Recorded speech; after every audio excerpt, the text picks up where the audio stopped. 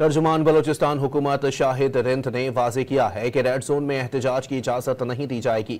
Akhtar mingle जिद पर कायम रहे तो हुकूमत के पास तमाम ऑप्शंस मौजूद हैं। मीडिया से गुफ्तगू में शाहिद रिंद ने मजीद कहा कि जाफर एक्सप्रेस वाक़े पर BYC ने धरने में रियासत मुखालिफ तकरीर की। मामले पर गौर करके कार्रवाई की जाएगी।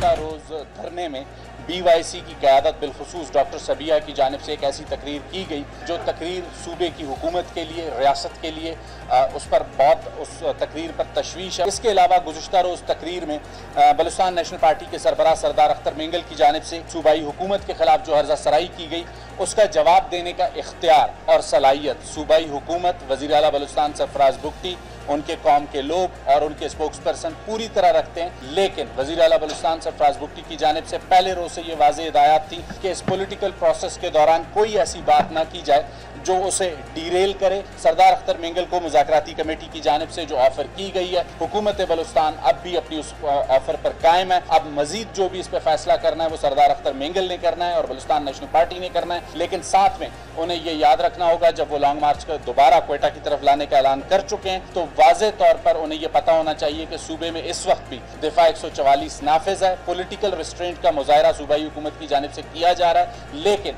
अगर उसकी खिलाफ वर्जी की कोशिश की जाएगी तो कानून अपना रास्ता लेगा।